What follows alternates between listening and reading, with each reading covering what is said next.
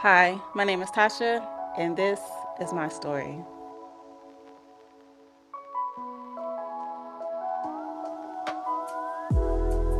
My name is Tasha Nicholson. I'm from Gainesville, Texas. I am a single mother to three girls, two at home, one estranged. I was in my past relationship for almost 11 years, married three, divorced for now about the same amount of time I was married, so about 11 years. I went through a long 10-year custody battle that just ended last year. Within that custody battle, I lost my kids several times. There was a lot of times that I didn't have money, so I moneyed out and I would get my kids taken from me, or whatever the other party wanted to happen would happen, and then I would have to scrape up money and fight to get them back.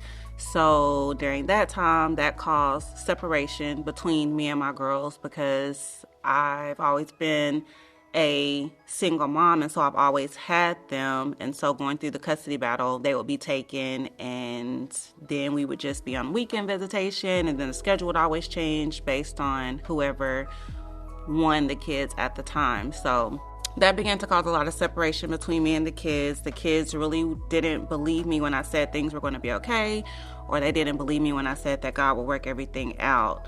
So that started causing some distrust with me as mom, and then it started causing some distrust between me and God, because I felt like God gave me these kids, God knew my situation, so why would God let these things happen to me and my kids?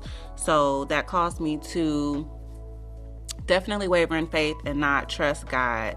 So going through the motions with that, I have always been in business for myself as a hairstylist and makeup artist. So I am doing people's hair, doing their makeup, and going home to an empty house a lot of times because my kids have been taken from me. Living through that, having to smile on the outside and literally be dying on the inside because my heart, was so broken because my family was essentially broken. Whenever I was in a relationship, I had applied for housing and all the government assistance they had. And so that I was on a waiting list for like 3 to 4 years. And by the time that came through, we were still having problems. So it was like, okay, well, now I have housing and government assistance, so I can get out, do my own thing. We can take a break and see what happens. During that time, the dad got his girlfriend pregnant, and so that was definitely a wrap. And so me being a single mom, it was like set in stone, because it was like, okay, it's definitely no way we're going to get back together. This dude is having another child, so I'm out on my own. Housing comes through. I get an apartment, small 2-bedroom apartment with my two girls. Horrible, horrible, horrible. So small, cramped. Cried literally every night. Well, the apartment became roach infested and nobody knew why. You was probably like, where are we going? So it was terrible. And so I was always going to my apartment office complaining because, I had a baby, and I was like, I don't live like this. I can't have roaches. Like, we can't do this. And so one day, there was a lady in the office, and I'm like mad and I'm crying. And she was like, well, where would you want to, she said, we'll move you to a different apartment on the property. And I was like, no, I don't want to live in a different apartment on the property. I want to live somewhere nicer. Like, the apartments, I feel like they're just not up to par. So she asked me where did I want to live, and so I told her these apartments that I wanted to live at, and she was like, well, I'll see what I can do to get you in these apartments. And so she pulled some strings and got me into the apartments, waived the deposit fee, everything, and I was elated. So this lady gets me in, waives the fee, and I go back the next day to thank her for everything, and they said that yesterday was her last day.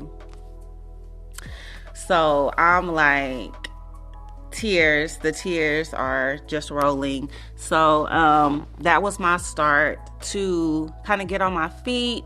I was being a mobile stylist at the time, and so I was doing someone's hair at their home, and I had just busted out crying out of nowhere.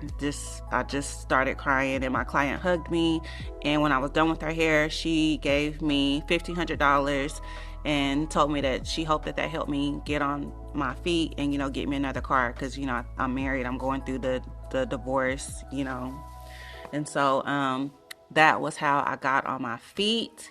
And I was getting ready for church one morning, and I got a text that was like, do you want to be your own boss, start your own business, 200 a week. And so I replied to that text and went to see what they were talking about. They had spaces for rent, so I got in on the special they had, so many weeks free, and that's how I started working for myself. Because at the time, going through the custody battle, when my kids were being taken from me, I was being forced to pay child support to the dad, and so I was not making a check at all of my money was being taken. So I was like, well, what can I do to where nobody can take my money from me, and that I can actually like live and do better? And so I came up with just going into business for myself and being in control of my money.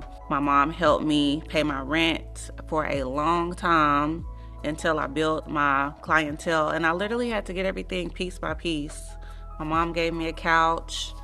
As I made money, I just slowly got things piece by piece, whether it was like dishes or baby bed or whatever. It was literally piece by piece. So whenever I moved into my salon suite, that was bittersweet because all of the girls around me, they had their husbands and their boyfriends decking their salon out with furniture, moving the furniture in, putting the pictures up, painting and all of that. And I didn't have none of that.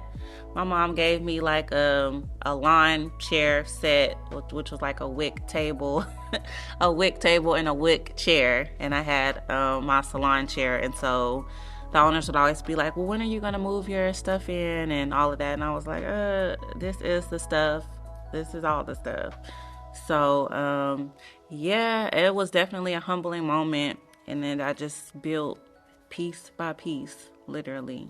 My biggest challenge as a mother is feeling like I have to overcompensate for the parent that is not there, having to carry the weight of everything, financially, emotionally, and not having anyone to talk to about it at the end of the night, no one to work with, brainstorm with, figure things out with, make a plan with, no nothing, just being the person to make all of the decisions and to have to be the one to figure everything out. And if things don't work out, then knowing that it falls on me.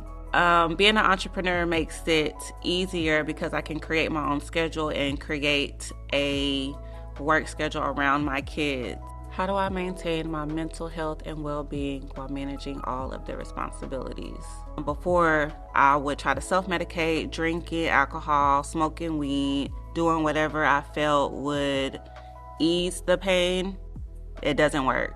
You really have to have clarity to be able to balance family, mental health, and business. Seek wise counsel, get closer to God, pray, and do things that are literally gonna help your mental health in a healthy way.